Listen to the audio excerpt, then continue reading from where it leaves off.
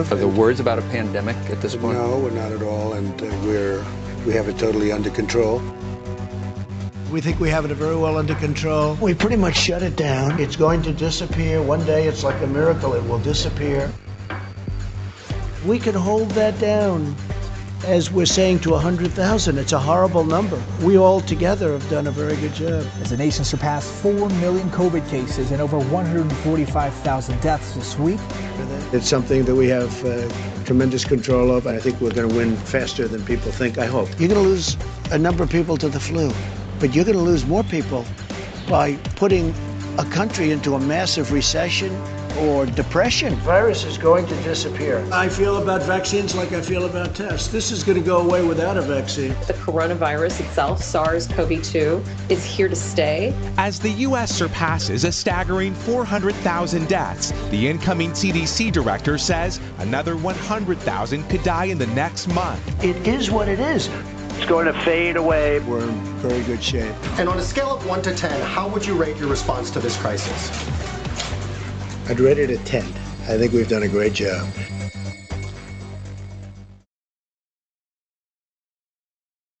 Now witness the firepower of this fully armed and operational battle station. And then they say, is Donald Trump an intellectual? Trust me, I'm like a smart person. Big, massive dump.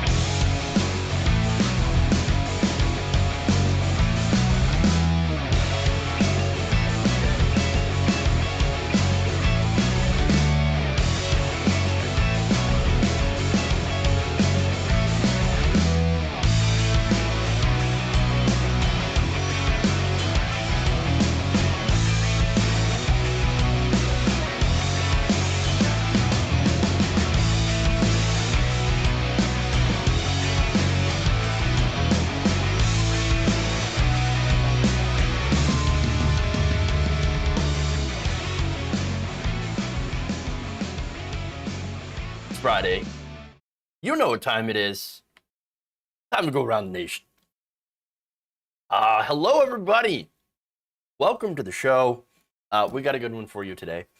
We are going, of course, going to go after the media on Afghanistan and Mike Pompeo. So that's fun. We got Texas anti-maskers and people eating horsey paste. A new day. A new, what the fuck is going on? What the, all right, there's that. Then we have a school that is ending their free meals program because, hey, we don't want to spoil the kids with food. You don't want to spoil the children with food. Right. Okay. Wow. Fun. So we've got that, and then hopefully we can finally get to that Candace Grifter story, or I should say Candace Owens story, where I might actually be sort of on the side of Candace Owens, but understand that there's nuance in that story, and of course it is a grifter fight. Grifter on grifter crime. I love it. Best kind of crime when they try to take each other on. Let them fight. Let them destroy each other. I'm all for it. Republican and Republican crime. All right, yeah, those poors might become addicted to food. I know. What's next? Being addicted to water? Oh, to being addicted to oxygen? Oh my God! Trust me, if they could find a way to monetize air, they would. This reminds me of a book I read a long time ago, where that's literally what happened in the future is now they monetize air because the environment is so completely fucked that you have to pay your air bill. Oof. Yeah. So that was Wes Clark Jr.'s book, actually. It was really good as a collection of short stories, and they all had an overarching theme. That was an excellent book. So you should read that. I need to go and look up the title of that, because it's good. It's good. Very dystopian. Very dystopian. All right. Spaceballs. Yeah. True. Hey, yes, sir, we will suck the air out of your atmosphere. The Lorat. Well, yeah, there's plenty of that, too. All right. You got me. Y'all got me. Okay. So, let's see. There was something that I saw here. Comment back here that I wanted to read and respond to. I don't know where it is. I can't believe I lost it.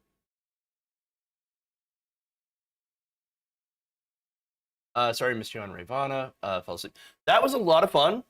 If you haven't already, if you didn't see that, that was very interesting. And I found out that Tiger Woods likes to play with his own balls. So that's what you missed. That's what you missed. I know. Sucks. All right. Dear sir, you're taking up too many square cubic inches. You need to slim fast if you don't want to pay your space occupation tax. Oof. Oh, there you go. Well, technically it wouldn't be a tax because they're against taxes, but you'd have to pay the fee, to the local corporation. Yeah. Better his own than someone else's. How much do you know about Tiger Woods? Ravaging? Puppy shoots Florida man. Best story ever. You deserved it. So yeah, that was a lot of fun. I'm looking forward to seeing if somebody actually beats my score. It'd be fun. All right. Anyway, speaking of fun, we got stories. But before we do, it's really, really fun if you hit the like button. It's fun if you smash the like button, and also, share, because sharing is fun too. That's all I got in it. Let's do it. Shove into the stories. Actually, you know what? Before I do, I have an update. Not a prepared story, but I think I need to address it anyway.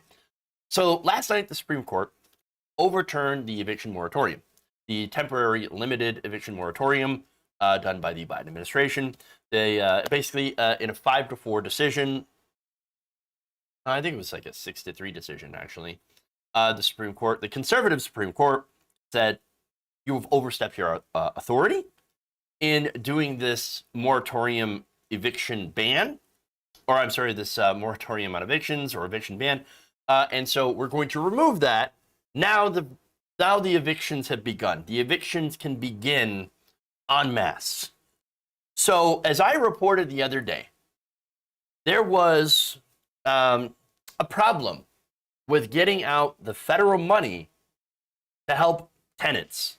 And there's a lot of different reasons for that. Of course, the states, a lot of the states and cities and localities under conservative rule, but there are also places like, for example, New York and New Jersey that also, for some reason, are just sitting on gigantic piles of money for rent relief and yet have not doled out barely anything.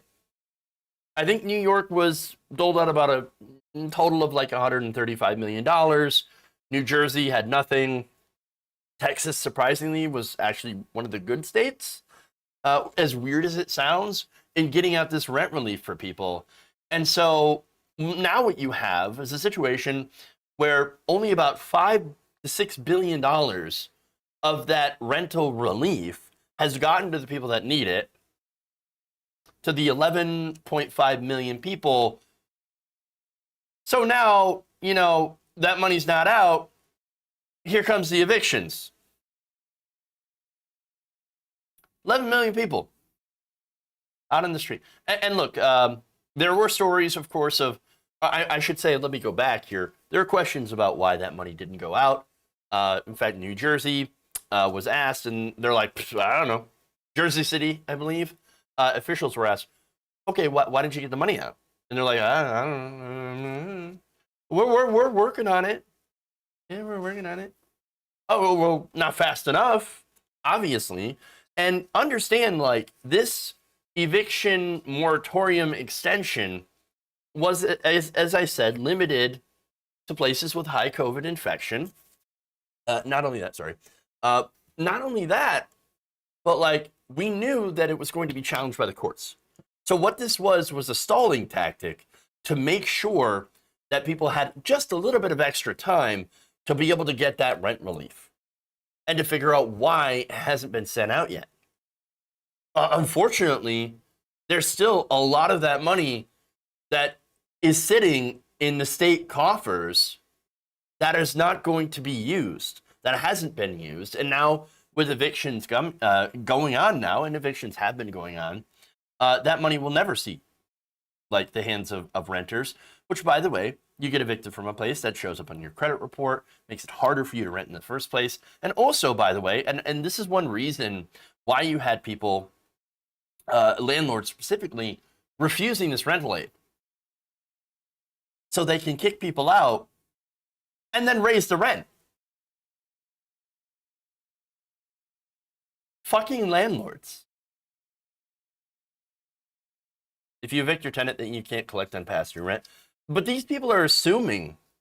I thought that you can take them to court and for past rent if you choose to.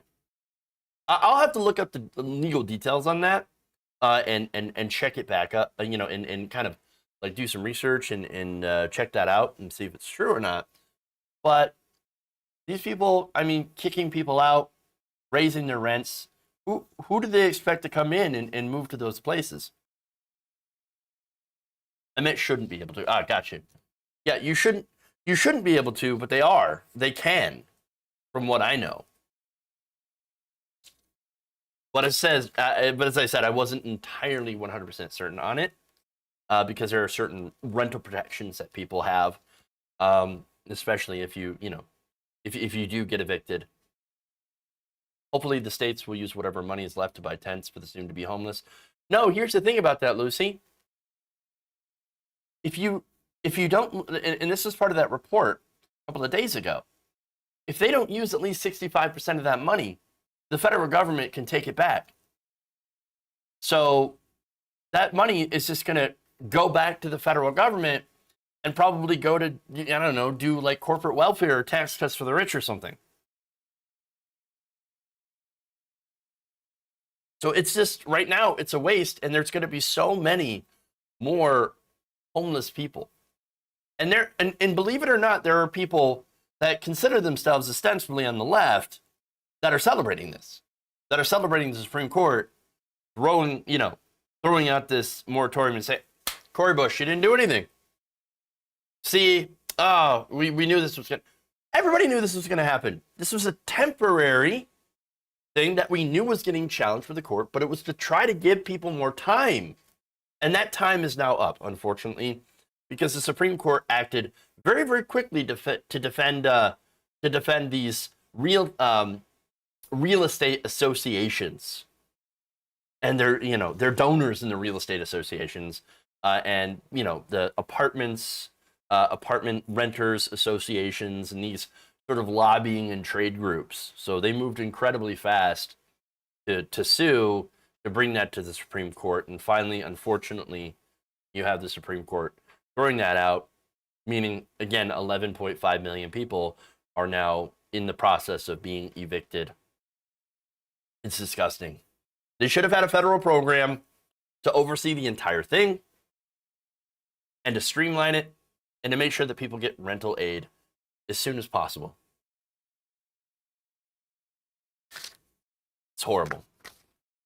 Here's what we need to do to the donors: throw them in the trash. So my wife is an assistant manager of property. They've waived past due rent if the people choose to leave, and won't put the eviction on their record. Okay. So if only that money could have gotten to them sooner, they wouldn't have had to leave.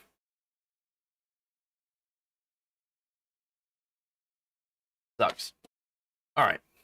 Anyway, I figured I had to talk about that because it's really, really important story, and it's not getting talked about enough. And it should be. Okay. Anyway, so let's go to the first story.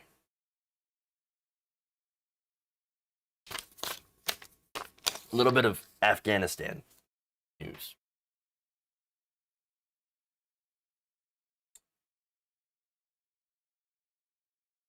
Over the last few days, the situation in Afghanistan has deteriorated. You had a suicide bombing that left 60 Afghan civilians dead, 140 wounded, and of course there were U.S. casualties as well. 18 U.S. service members were injured, 13 confirmed dead, and guess what? ISIS is back. They have taken credit for that attack. However, of course, if you watch mainstream media, including Fox News and CNN, they've actually begun conflating the two different groups, ISIS-K and the Taliban, who happen to be enemies. But you're not going to see that if you watch, most of cable news. Now, ironically, in the story, I am actually going to give somebody on cable news credit for a video that they put out. But first, let me give you some context here. So ISIS-K, which is the ISIS group, like an offshoot that is operating in Afghanistan, is more fundamentalist than the Taliban. And so the two have been fighting. They're mortal enemies. They're fighting for control in this country. And so right now, the Taliban controls Kabul. And, well, that's where the bombing happened. A suicide bomber had managed to sneak in to that area and blow people up, blow up Americans that are evacuating from Afghanistan, Americans and Afghans. And yeah, they were able to sneak in there. And so now what's interesting here is currently we have a deal. Currently we have a deal with the Taliban to allow us to get out of the country. We got until the 31st to get out of Afghanistan, to get everybody, as many people out as we can. And of course, the Taliban has been trying to prevent Afghans from evacuating the area, allowing Americans to go through. Of course, they've got all the biometric data for Afghan allies. And as soon as we leave, we don't get those people out. Well, the Taliban's going to go and kill those people. So again, this is a disaster. All right. So now the deal, and there are actually two different deals. One of them was negotiated first by former President Donald Trump, which of course involves some things that I'm going to get into. And then of course a later deal negotiated by President Joe Biden, which is the current deal that we're under. So now that makes sense to do a deal. I know some of you might be like, oh my God, what deal with the Taliban? Well, that's what you're getting from mainstream media. Here's the thing. The evacuation is already difficult enough without being shot at or exploded by the Taliban. So it kind of makes sense to say, okay, look, let's make a deal. You don't shoot at us. We don't shoot at you. You let us get our shit out, and then we go. Right? You got the country. Go. All right. So now I give you that context because now you have a former Trump administration official saying that we shouldn't have negotiated with the Taliban after negotiating with the Taliban. It's bad now, but it wasn't bad when we did it. Oh. So now, the credit that I'm going to give to is Mehdi Hasan. So Mehdi Hasan has a show on MSNBC. He's one of the few voices on cable news that isn't exactly beating the war drums for Afghanistan. And so in this next video, I'm going to, or I should say, he's going to illustrate the former administration's hypocrisy on negotiating with the Taliban. And so, without further ado, I'm going to show you Mike Pompeo versus Mike Pompeo. These are butchers. I met with them. I was in the room with them. It were some of the most difficult meetings for me personally and emotionally. I knew exactly who I was sitting across the table from. These are evil people. I can't say much about what we've seen the Taliban do in the aftermath since, what are we now, a handful of days on, 5 days out. But we have seen the senior Taliban leadership working diligently to reduce violence from previous levels during similar time periods. And so we still have confidence that the Taliban leadership is working to deliver on its commitments. Chris, we never trusted the Taliban. You can ask them yourselves. We made abundantly clear if they did not live up to that piece of paper, to the words that they had put on the ground, we weren't going to allow them to just walk away from any deal that they'd struck. We were going to go crush them. There are a series of commitments that the Taliban have made. have every expectation that they will follow through on that. I hope they'll bring the air power. They should go crush these Taliban who are surrounding Kabul. We can do it with American air power. We should put pressure on them. And apparently in a partnership still with al-Qaeda. Nope, they said yesterday, signed a document, the gentleman I met with agreed that they would break that relationship and that they would work alongside of us to destroy, deny resources to, and have al-Qaeda depart from that place. We've allowed the Chinese to castigate our senior leadership in Anchorage, and now we're allowing the Taliban to run free and wild all around Afghanistan. Are they really living up to that commitment? It's our expectation. I met with them myself when I was in Doha. I looked them in the eye. They revalidated that commitment. No, I'm not defensive at all.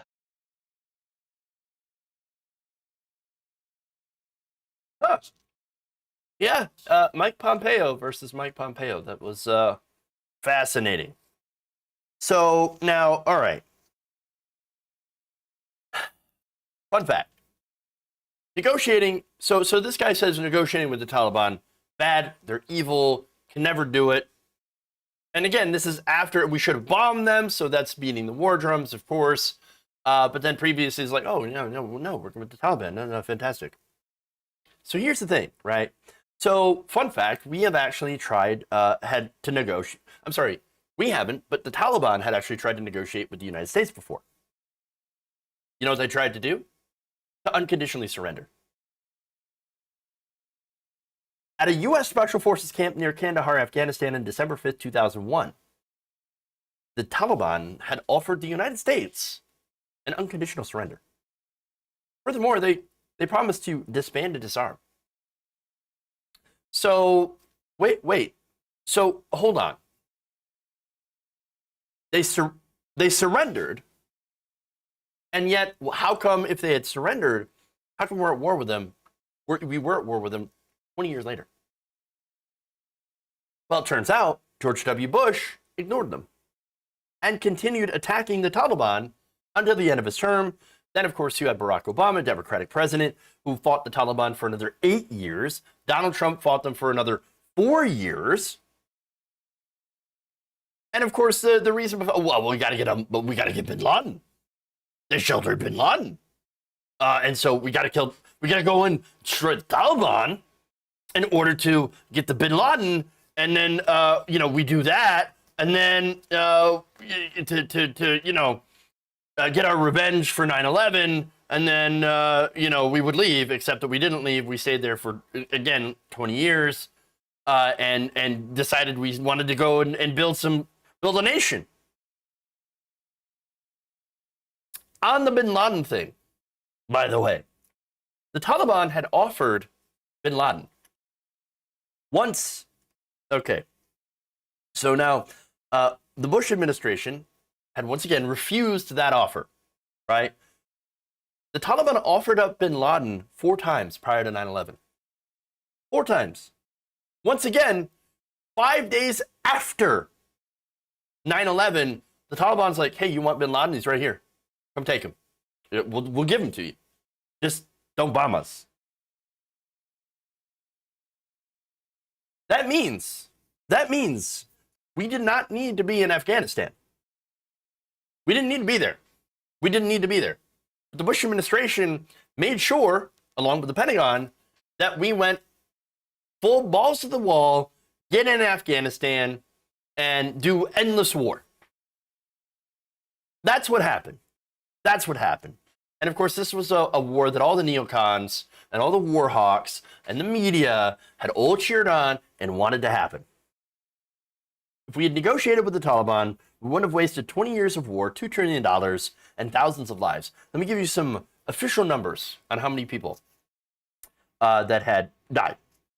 Over 47,245 civilians, 66,000 to 69,000 Afghan military and police, and more than 51,000 Taliban fighters have been killed as of April 2021. Overall, the war killed 171,000 to 174,000 people in Afghanistan. A stupid, deadly, costly war for no reason whatsoever.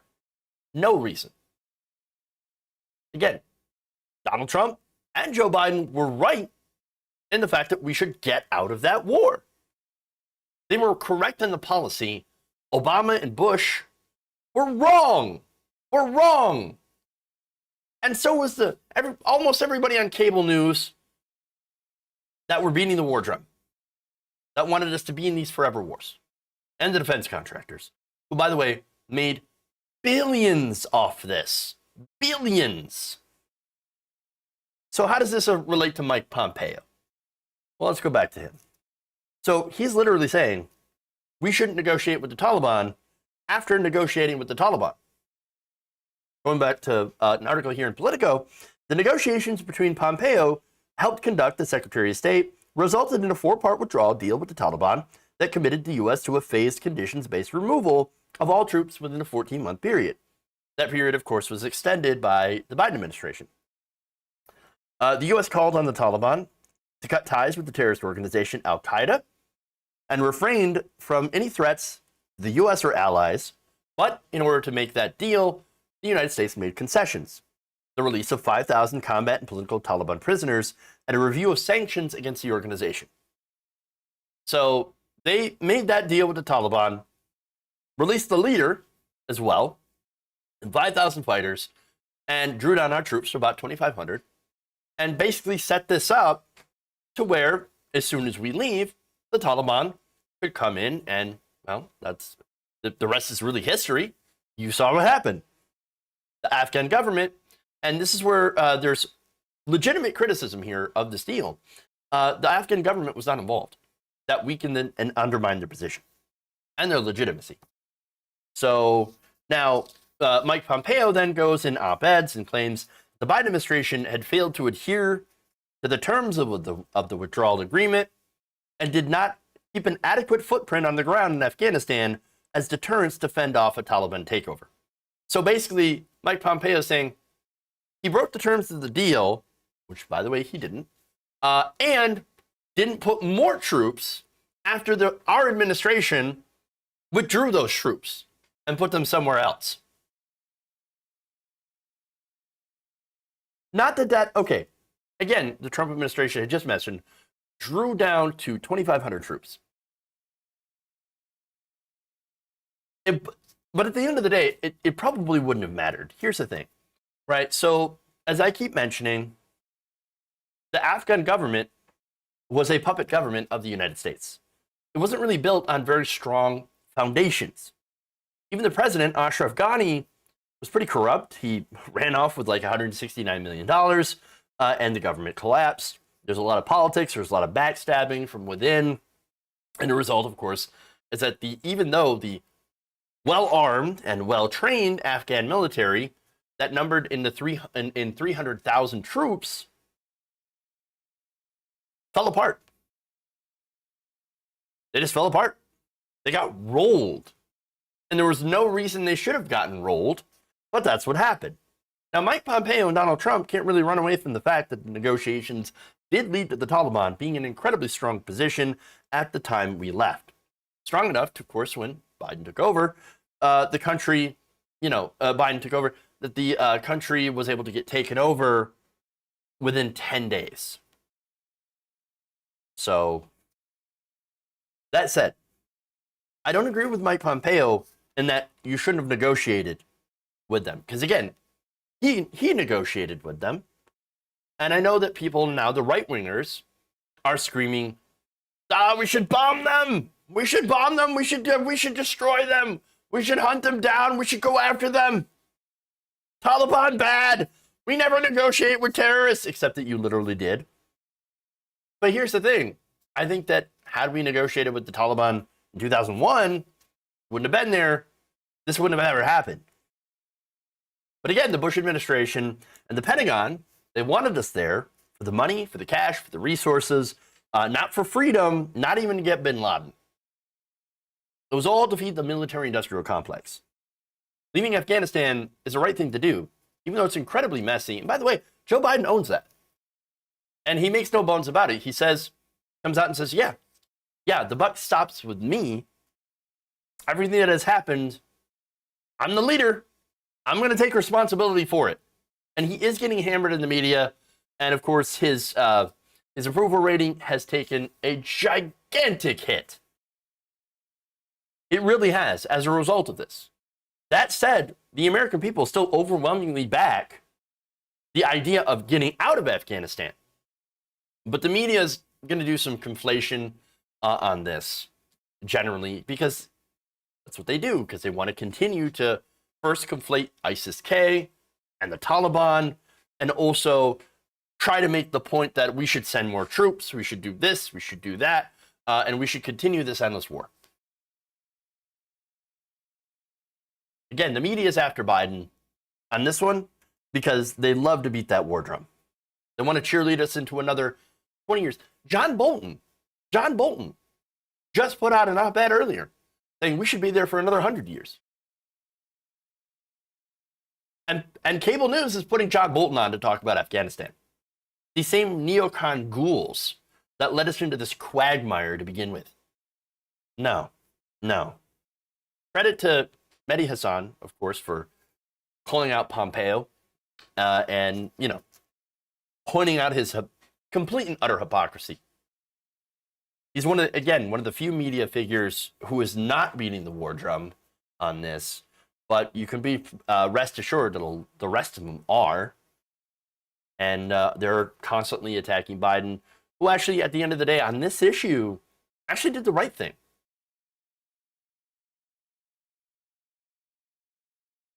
Okay. Crenshaw and Graham want to retake Bagram. Yeah, let them do it themselves. Yeah.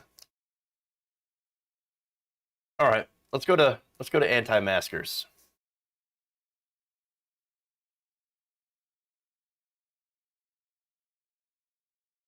Did Bolton write it, or his mustache? Nice.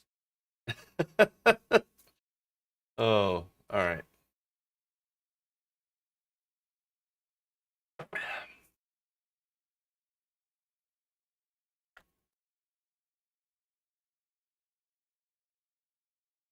Yeah, Biden took a moment of silence for the troops that were lost, the 13 that were killed. And guess what? The right wing did. They made fun of him. You can't win with both right wing and apparently pro-war establishment press.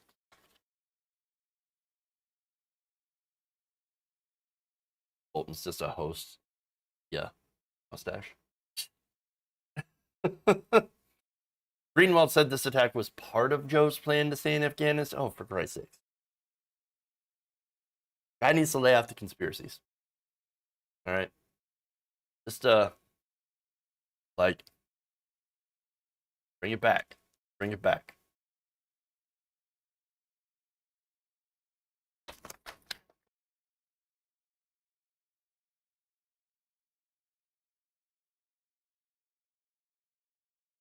Texas man named Caleb Wallace, who helped organize protests against pandemic restrictions, is now, well, he's dying. And he's got COVID-19. So now his wife, Jessica Wallace, wrote Wednesday on Facebook that she had a heartbreaking update about her husband, Caleb. Quote, he's not doing good. It's not looking in our favor. Lungs are stiff due to the fibrosis. They've called and they've said they've run out of options for him and asked if I would consent to do a do not resuscitate order, and it would be up to us when to stop treatments. My heart just can't. I can't imagine my life without him. Wallace, a 30-year-old father of 3, has been unconscious, ventilated, and heavily sedated in the ICU at Shannon Medical Center in San Angelo since August 8th, according to the Standard Times. His wife said on a GoFundMe page for household medical bills that he has been intubated several times, had high fevers, infection, and bleeding in his chest. So the guy's not doing very good. In fact, it's real bad. Okay. And let me just note before I get further in here, I think that it's insane that we don't have free healthcare for everybody during a pandemic. And I also think it's absurd that there are anti-vaxxers out there, right? There are people that are choosing not to take a vaccine in a country that doesn't guarantee healthcare for everybody, because then, of course, you end up with situations where people get sick as a result of anti-maskers that can't afford their medical bills. Now, that said, this is a case of fuck around and find out. In July, Caleb Wallace reportedly helped organize the Freedom Rally, an event that billed itself as a protest against government being in control of our lives. He also founded the San Angelo Freedom Defenders, which hosted a rally last year to end COVID tyranny. I'm assuming those, of course, rallies were mask-free. He also wrote a letter in April to the San Angelo Independent School District and published by a local news outlet demanding the school district rescind all COVID-related policies immediately. He claimed that wearing masks, falsely claimed, that wearing masks had harmful effects on children, and there was little evidence that masks worked for anyone. Again, that is absolutely incorrect, but this shows you who he is. He is an anti-masker, an anti-vaxxer, okay? Now, when he had first felt symptoms on July 26, his wife told the Standard Times that he had refused to get tested or to seek medical care. He instead began treating himself with a cocktail of vitamin C, zinc, aspirin, and, of course, ivermectin. You might have heard a lot of that going around today. So, recently, there have been people that have been pushing this so-called cure, and now ivermectin, let me explain what that is. It is an anti-parasitic drug that is used mainly on livestock.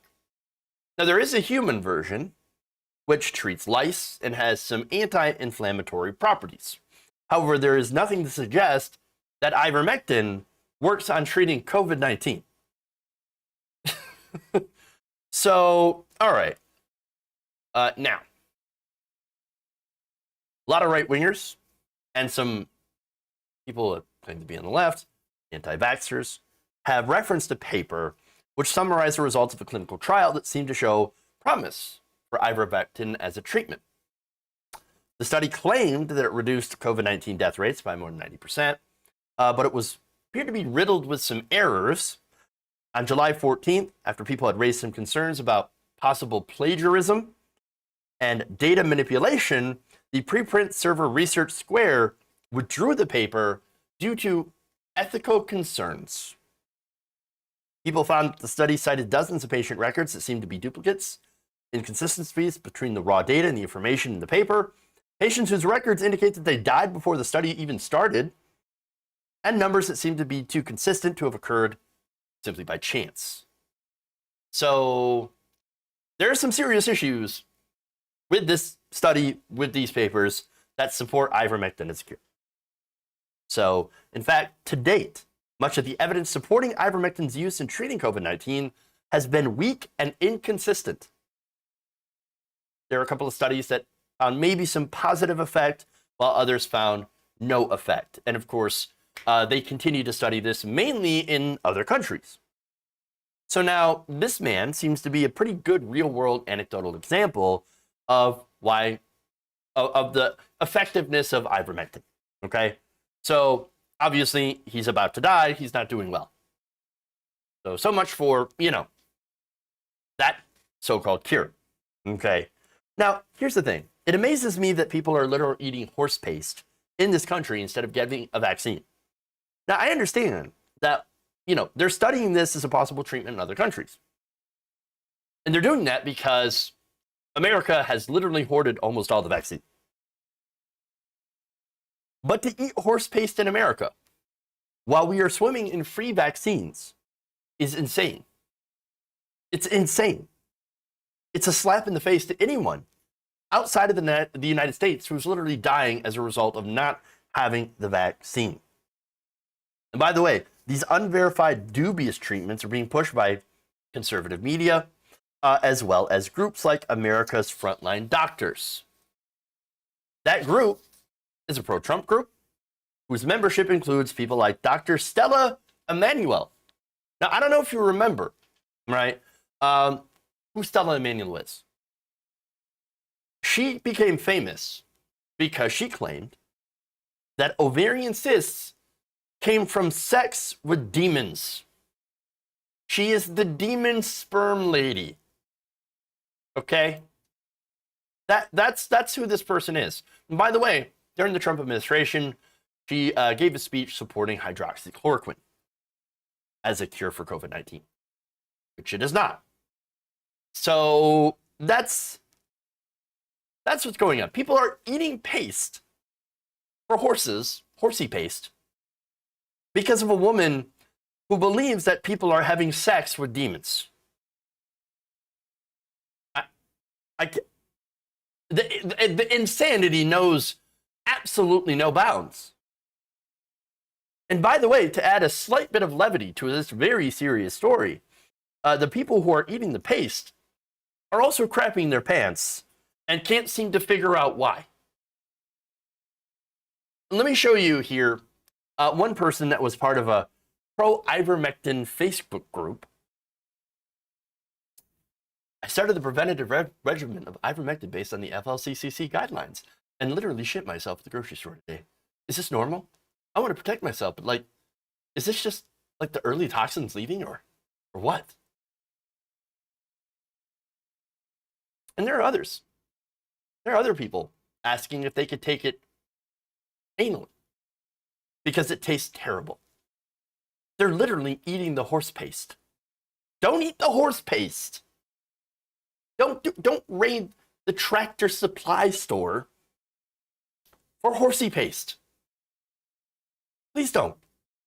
Don't do it. It's dumb. It's dumb. That said, if your doctor, if the medical community, and by the way, it has been approved by the World Health Organization for clinical trials only. So otherwise, the FDA and the CDC both say that no, there is no effective treatment, or I'm sorry, no effective use for ivermectin to treat COVID-19. So don't try it, don't use it. There is a vaccine that is effective. Don't do it. Don't eat the horsey paste. And by the way, going back to the woman shitting herself in the store, shitting herself to own the libs, right? What did you think was going to happen if you took horse dewormer? Honestly, think about it. You ever dewormed your dog? You ever gave him HeartGuard? You ever done that? What happens to the worms? Where do they go? Think about it. Think for a second. These people are shitting themselves to own the libs. And understand, they're not, a lot of them aren't even taking it to treat COVID. They're taking it as a prophylactic, as a preventative, which again, no evidence to prove that it prevents COVID-19. If only there was something else that they could do, which actually works and has the added bonus of not making you shit yourself in the middle of a Publix. Something like an FDA-approved vaccine, maybe. So back to the Wallaces. And I do feel for them here. Jessica Wallace told the Standard Times that she was less conservative than her husband and that she wears a mask. She said, quote, "Caleb would tell me, you know masks aren't going to save you, but he understood I wanted to wear them. It gives me comfort to know that maybe, just maybe, I'm either protecting someone or avoiding it myself." Look, she doesn't seem like a bad person, and I feel for her. I really do. Doing the right thing, right? Wearing a mask. That's all we asked for. Wear the mask. I feel bad for her, but I do not feel bad for him. I'm all out of empathy for anti-vaxxers and anti-maskers. That's it. I'm out. The guy's getting exactly what he asked for, which ironically takes away his own freedom, as well as the freedom of the people, around him. You're not free when you're on a ventilator. It's not freedom. You're not free if you're dead. That's not freedom. Those of us who are vaxxed, ironically, we are much more free. We can go out again. We can go out to dinner, see our families. go to the club, go do those things without the fear of dying from this virus, contracting it, or giving it to the rest of our family. And I understand breakthrough infections do happen, but they're a lot less severe than in people that are vaccinated versus those who are unvaccinated. Not having to worry about dying from this virus, turns out that's real freedom.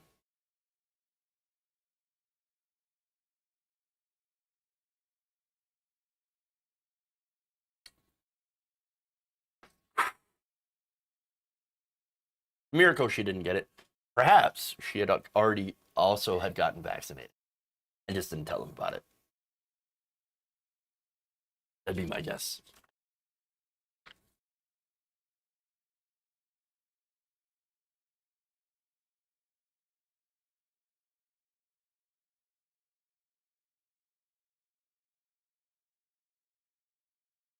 All right. I don't know. I guess it's one of those days where I'm gonna piss some people off.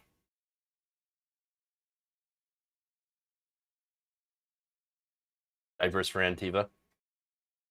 They might need them. I mean, if you're gonna go with the dewormer, you might as well get prepared. Get some Depends, because you never know. You're going to have to depend on them to not shit your pants.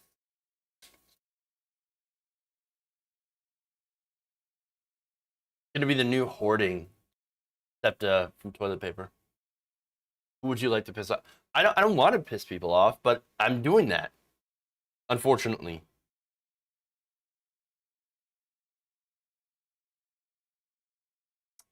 All right. Jesus, we're already okay. I've been taking too long to get through my stories, so.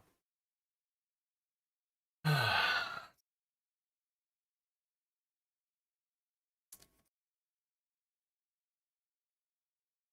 Washington Post is reporting that the Waukesha School District in Wisconsin has decided to opt out of a federally funded program to give universal school lunch to all students, regardless of family income.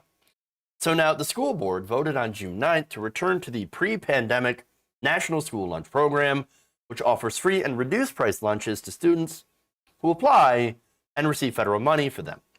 They defended that decision because they didn't want the kids, and get this is our reasoning, they didn't want the kids to get spoiled. Karen Rajnicek, ironic of course that it's a Karen here, said the program made it easy for families to, quote, become spoiled. Darren Clark, the assistant superintendent for business services, said that there could be a, quote, slow addiction to the service. Ah, yes. Addicted to food. Who could imagine? Who could imagine such a thing? And you're going to spoil the children with free food. Oh, well, no, we can't do that. How dare we give children food that they need, not only to survive, but also to operate and learn at peak efficiency while you're in school. No, we can't have that. We can't do it. That would be dependence on food. Those kids, you know what we should do? We should throw them some fucking bootstraps. That's what we should do. Come on. This honestly feels like a problem created by capitalism. I mean, that's what it is. No, we're totally fine with starving people so that they don't become dependent on free food. It's the same kind of process behind don't feed the animals. You know, that same thought process there. So to them, look, to a lot of Americans, unfortunately, poor people, to them are not human. They don't deserve food. You don't deserve the basics of survival. No, we can't do that. No. It's amazing. In a country where we waste so much food, we are telling the kids, we don't want you getting dependent on free food. Ridiculous. I'm going to give you a stat here that's going to blow your mind. So each year, 108 billion pounds of food is wasted in the United States alone. 108 billion pounds.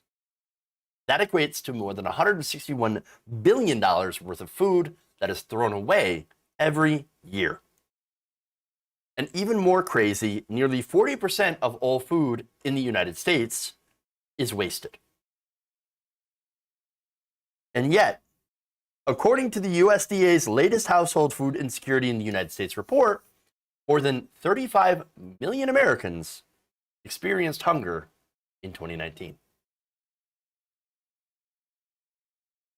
I mean, it feels like we could connect these two things, right?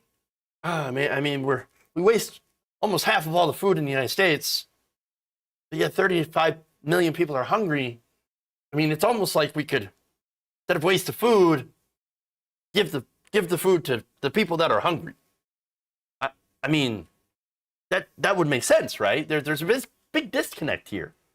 We could literally solve hunger just by giving food to people. Why don't we do that? Why don't we do that? Oh, right, because we're going to spoil the kids, and they're going to expect handouts. And then, what then? What then? What are we going to do now? After that, huh? We're going to give them free shelter? We're going to give them free health care?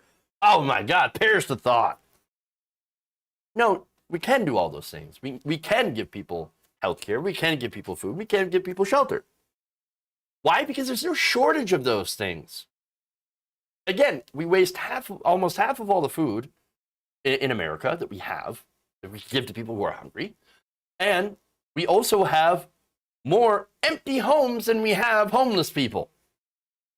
And we're about to have a lot more homeless people as a result, of course, of money that was allocated to help people that are renting not being dispersed in time, and of course, the end of the eviction moratorium.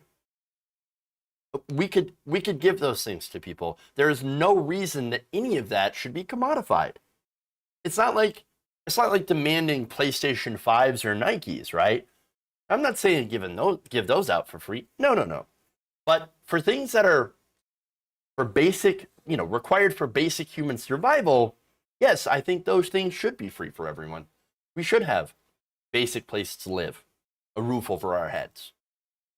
We should have food. We should have health care. And by the way, the food that's free should be healthy food. Vegetables, fruits, grains, things that are good, things that are healthier for people to make better decisions and to have better healthcare options. That's the stuff. If you want to go to McDonald's or Red Lobster, well, that's on you, bro. We just want to give you the basics so that you can survive. Fresh fruits and veggies, good food, should be free. And in some cases, actually are free. Look at the WIC program. Look at how successful it is in stopping childhood hunger. Look at the SNAP program. How many people that has helped. But we could do better. And of course, the free lunch program. The free lunch program should be universal. And in Waukesha County, I mean, everywhere around Waukesha County, they're the only ones that have ended this universal lunch program. Everyone else is like, no, we'll take it. Yeah, of course we're going to feed the kids. Why wouldn't we? We're not monsters. What are we, barbarians? And there are people that agree. In fact, since June, the Alliance for Education in Waukesha, it's a coalition of about 900 parents and teachers who were connected during the pandemic over social media, had pressed the district to switch back to the universal free for everyone meal program.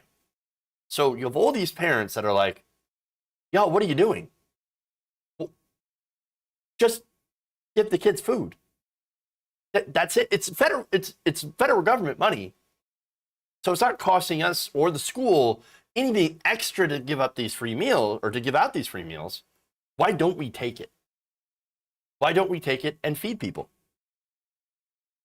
In fact, one person, Karen Fraley, who does not depend on government assistance, right? She said this, quote, of the food program, "It comes from just caring about the other members of our community. Even if it's not my kid who needs that food, it's just a matter of putting yourself in someone else's shoes and understanding that we all need to take care of each other. The district really does have some great programs, but the board definitely does seem out of touch with people. No, it's true. It's absolutely true. Now, you might be asking, okay, but they're not getting rid of all free lunch. They're still going to have the free lunch program. They're just returning it back to what it was. And well, what's the problem here? They're still going to get the free lunch. The problem here is the stigma. Members of the group have noted that some students had foregone meals funded by the National School Lunch Program in previous years.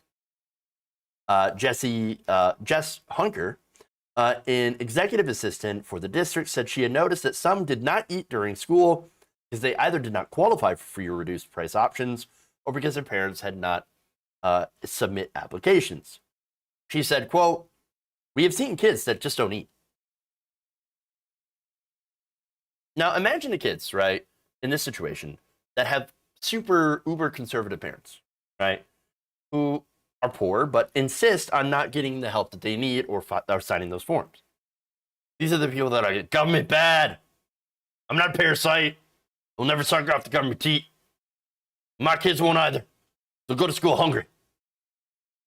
Well, and that's what happens. They're going to go to school hungry because the parents don't want to sign up for the program. And there, of course, there are other reasons. That's just one example. And there are other reasons that parents sign up for it. There's some parents that are disabled and maybe don't understand or have difficulty doing this stuff, or they don't have time. They're working 2 or 3 jobs, whatever else. And of course, there's stigma as well. Okay.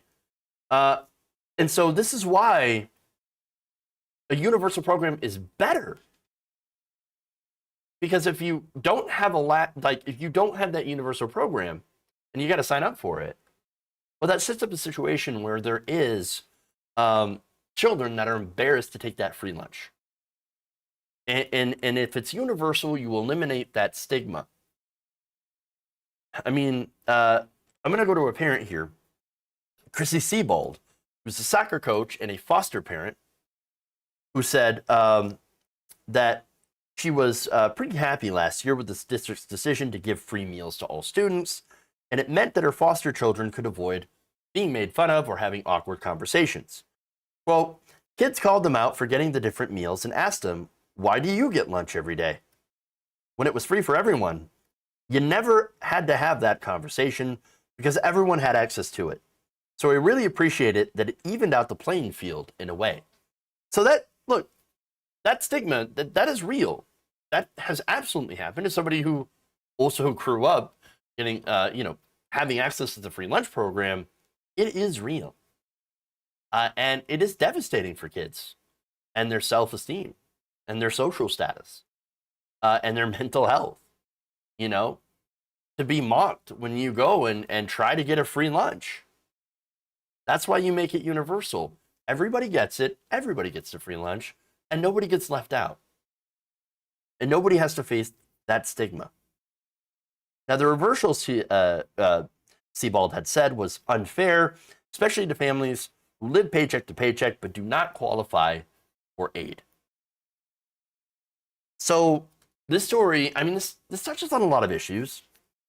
Capitalism, obviously, for creating this insecurity in the first place, even though we have plenty to go around to feed everyone. The individualist mindset, of course. So, because you're spoiling the children. And then, of course, you have the social stigma.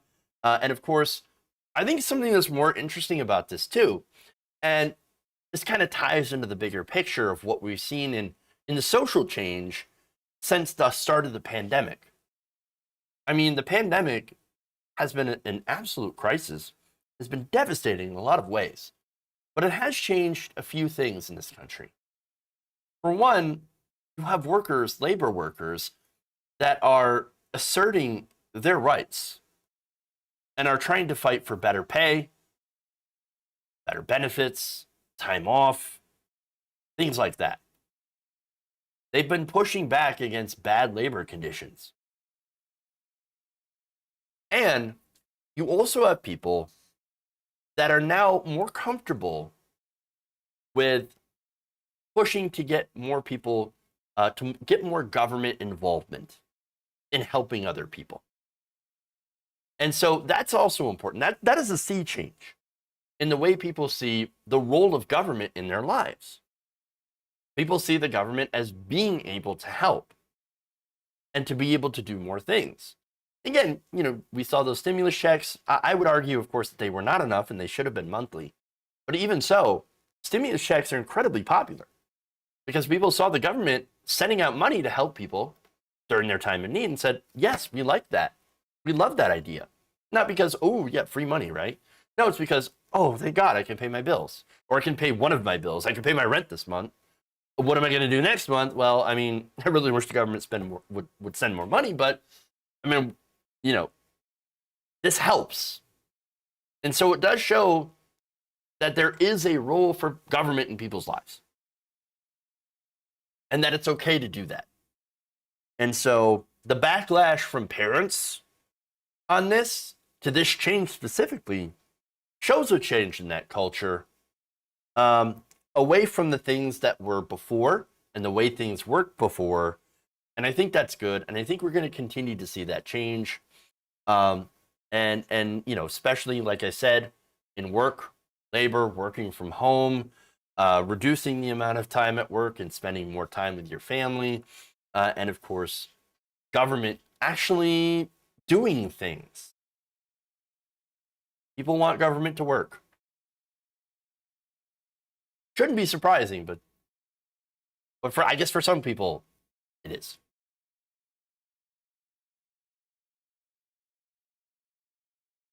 I had free lunch. We shopped at Goodwill. It was embarrassing at the time. Me too. Me too. I remember. I've done that. Lived on food stamps. Mom had it. Shopped at Goodwill. Got the cheapest shoes and cheapest. I mean, I never had anything all that great when I was a kid, when I was growing up. And of course, there was that stigma against free lunch, the stigma of being poor, all of that. Been through that. And that's why these stories are quite personal. Quite personal for me. My free school lunch fed me and my baby brother when I was younger. This is devastating for poor kids. I've been there, done that. It's called survival. Yes, I think a lot of us have. And that's why we have this perspective of let's make sure that no one else has to go through this. We went through it, and we don't want anyone else to have to go through this, which is different than the conservative mindset, which is, I went through it, so do you. Or if you go through it, you did something to deserve it. So, yeah. I'm never going to get to this grifter fight story, am I? No. No, apparently I will not. If the Republicans have a problem with monthly stimulus checks, they need to get their crap together and get their voters to do what needs to be done in the pandemic. Yeah, we should still absolutely get stimulus checks. All right. Anyway. Yeah. So, look, that's all I'm going to do today. I apologize for the stories for being so goddamn long-winded, but felt like there's a lot that need to be gone through. So hopefully you enjoyed the show. Please like and share the stream if you haven't already. Very important that you do so. Helps out a lot. Believe me. Believe me. Before I do, I just want to give a shout out here. Trayfield, thank you. Trayfields 2, thank you for resubbing for a month at Tier 1. Appreciate that. Appreciate that a lot. Let's see. Let's go over here to Super Chats. This is from yesterday that I didn't get to. Trevor Watson says, but Jeff, they will take horse dewormer tabs. Talked about that. And actually, it's not just tabs. It is literal paste. And thank you again, Trevor. Thank you, Gabby Mathis, as well, for the super sticker. I appreciate that. So I appreciate all the donations. They help out a lot. Thank you, MMO Dork. I appreciate that as well. So it's one of my favorite shirts. Really enjoy it. Let's see. Let me read this one as well. What time is it? Discord time? Right now I'm working on a website. I don't, one thing at a time. It's just me working on all this stuff. So you gotta give me time to set these things up. And I don't even know how to set up a Discord, so you know, we'll figure that out. I'll figure that out in time. Okay. So that said, have a good weekend. Try to, at least. Thank you all for watching, and I'll see you back here on Monday, 4 p.m. Eastern, on all the different platforms, Twitch, YouTube, Facebook. Thank you all. Love you, and remember, change begins with you. See you later.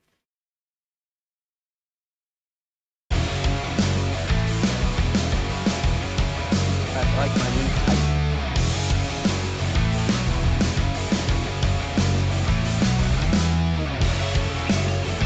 Mike Pence.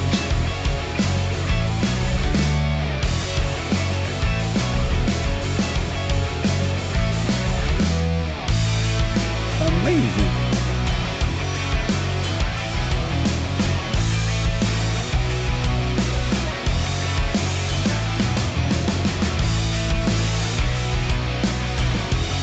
Oh, man, I'm sorry.